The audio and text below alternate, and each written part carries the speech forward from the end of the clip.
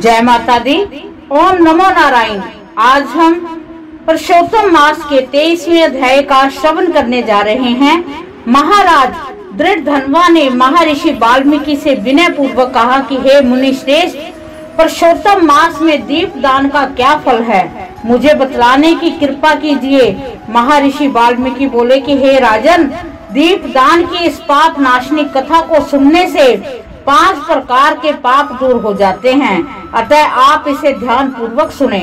सौभाग्य नगर में सत्य वक्ता अत्यंत बुद्धिमान और पराक्रमी चित्रबाहु नाम के प्रसिद्ध एक राजा हुए।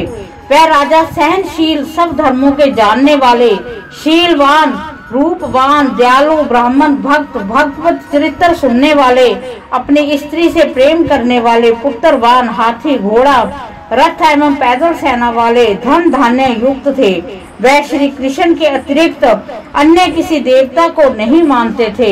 एक दिन चित्रबाहु ने दूर से आते हुए मुनि श्रेष्ठ अगस्त्य जी को देखा। राजा ने दंडवत प्रणाम करके उनका विधि पूर्वक पूजन किया।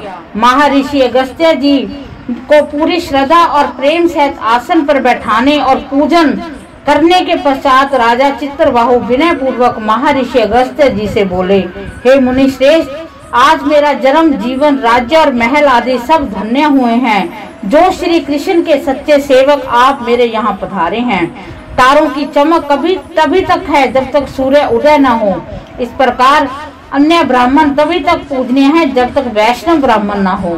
अगस्त्य जी बोले कि हे चित्रबाहु, तुम धन्य हो, तुम्हारी प्रजा धन्य है, जो तुम सरीखे वैष्णव राजा से रक्षित हो। उस राज्य में न रहें जहाँ वैष्णव राजा न हो। सुने वन में रहना अच्छा है, किंतु अवैष्णव राज्य में रहना अच्छा नहीं है। भले आदमी उसे ही राजा कहते हैं जो श्री कृष्ण के चरण का आश्रय हो। उसके ही राज्य में प्रजाजन सुखी रहते हैं। हे राजन, आज मेरे नेत्र सफल हुए जो तुमको देखा, तथा वाणी सफल हुई जो तुम्हारे साथ बातचीत करी कि इस राज्य का आप पालन करिए। यह मेरी आज्ञा है, अब मैं जाता हूँ। श्री नारायण आगे बोले, इस प्रकार कहकर जब अगस्त्य ऋषि जाने को तत्पर होने लगे, तब राजा चित्रबाहु की ईश्वर भक्त और पतिव्रता रानी चंद्रकला ने आकर उन्हें भक्ति पूर्वक प्रणाम किया। अगस्त्य जी बोले कि अटल सौभाग्यवती रहो और कृष्ण भक्ति तथा पति सेवा में तुम्हारी प्रीति इस प्रकार ही बनी रहे। जब महर्षि अगस्त्य जी ये आशीर्वाद दे रहे थे, तब महाराजा चित्रबाहु सिर झुकाकर और हाथ जोड़कर बोले कि मेरे पास अटूट संपत्ति, अंक टंक राज्य, पतिव्रता, आज्ञाकारिणी पत्नी आदि सभी सुख किस पुण्य से प्राप्त हुए हैं। श्री नारायण बोले, जब राजा ने इस प्रकार मुनि से निवेदन किया, तब महर्षि अगस्त्य जी ने एकाग्र मन से ध्यान करने के बाद राजा को उसके पूर्व जन्म की ये कथा सुनाई। महर्षि अगस्त्य जी ने कहा कि हे राजन, मैंने तुम्हारे पूर्व जन्म का सब चरित्र जान लिया है। वह सब इतिहास तुमसे कहता हूँ, ध्यान पूर्वक सुनो। अपने पूर्व जन्म में तुम चमत्कार नामक नगर में शूद्र जाति में मणिग्रीव नाम से प्रसिद्ध थे और जीव हिंसा करने में लगे रहते थे। नास्तिक, दुष्ट स्वभाव, प्राय स्त्रियों को छीनना, किए हुए उपकार को न मानने वाला, शिष्टाचार से रह तुम स्वभाव से ही थे। इस समय जो तुम्हारी नारी है, ये पूर्व जन्म में मन, वचन और कर्म से पति प्रायणा तुम्हारी स्त्री थी। पाप कर्म के कारण तुम्हारे भाई बंधुओं ने जाति से अलग कर दिया था। राजा ने भी तुम्हें अपराधों के कारण तुम्हारा धन छीन लिया था। जो बाकी धन बचा था वह जाति के भाइयों ने छीन लिया। इस प्रकार धन नष्ट होने पर तुम्हारी पुण्य बहुत से धन पाने की इच्छा हुई। धन नाश होने पर भी इस सती स्त्री ने तुमको नहीं छोड़ा था, परंतु अन्य जनों से तिरस्कृत होने से तुम नगर को छोड़कर वन में जीवों को मारकर अपना निर्वाह करने में लग गए थे। अगस्त्य जी ने आगे कहा कि हे राजन, उस जन्म में तुम शिकारी मणिग्रीव के रूप में जैसे जैसे गुजारा कर रहे थे, एक दिन तुम अर्थात शिकारी मणिग्रीव धनुष्मान लेकर वन में शिकार की खोज में गया, जहाँ पर बहुत से मृग और पशु रहते थे। उस मनुष्यहीन जंगल में रास्ता भूले एक महान योगी उपदेव जी अत्यंत व्यथित होकर घूम रहे थे। दोपहर का समय था, मुनि को रास्ता नहीं मिल रहा था। प्यास के कारण उपदेव जी व्याकुल होकर वहीं गिर पड़े। तथा बेहोश हो गए। उनकी अवस्था मरणासन हो चुकी थी। हे राजन, उसी समय तुम वहां पहुंचे। रास्ता भूले बेहोश उन ब्राह्मणों को देखकर तुम्हें दया आ गई। उन्हें उठाकर तुम अपने स्थान पर ले गए। तुम अपनी पत्नी तुम्हारी पत्नी ने बहुत सेवा की। थोड़ी देर बाद उपदेव जी होश में आ गए और बड़ा आश्चर्य करने लगे कि मैं तो वन में था, यहाँ कौन लाया। श्री नारायण आगे बोले कि हे नारद, जब मणिग्रीव ने उपदेव जी से कहा कि महाराज आप घबराएं नहीं, यहाँ कमल लनियों से भरा सुंदर और स्वच्छ शीतल जल से भरा तालाब है।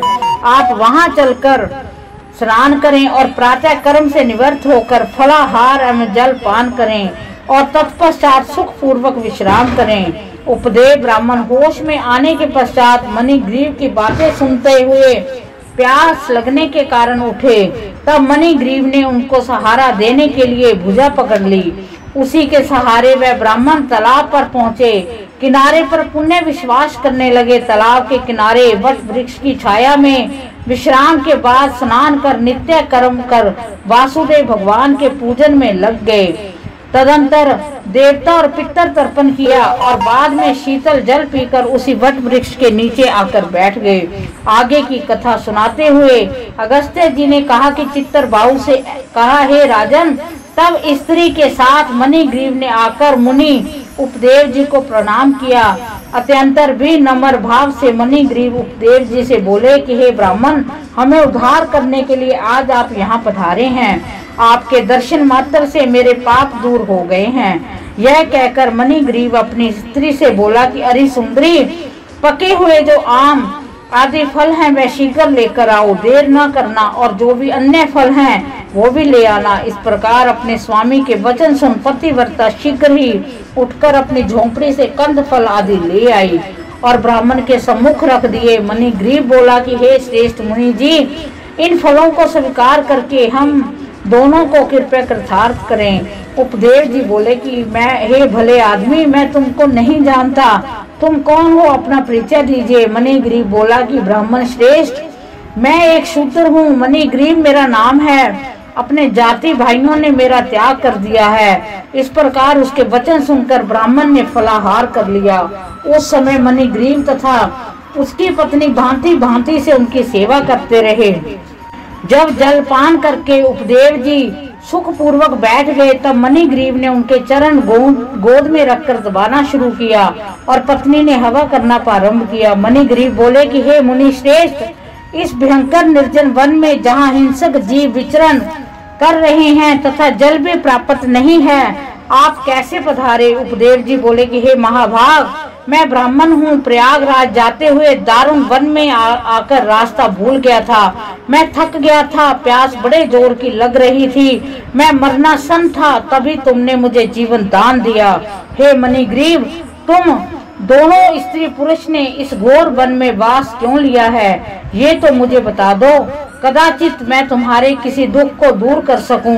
इस तरह की मनमोहक और प्रेम पूर्वक बातें सुनकर अपने मन में दुख दरिद्र से मुक्ति की लालसा लिए मणिग्रीव अपने दुष्कर्मों और उनसे प्राप्त इस करुण दशा की संपूर्ण गाथा सुनाने लगे। इस प्रकार पुरुषोत्तम महात्म्य के 23वें अध्याय का समापन होता है। भगवान श्री कृष्ण, भगवान श्री हरि हम सब पर अपनी कृपा दृष्टि बनाए रखें। ओम नमो नारायण।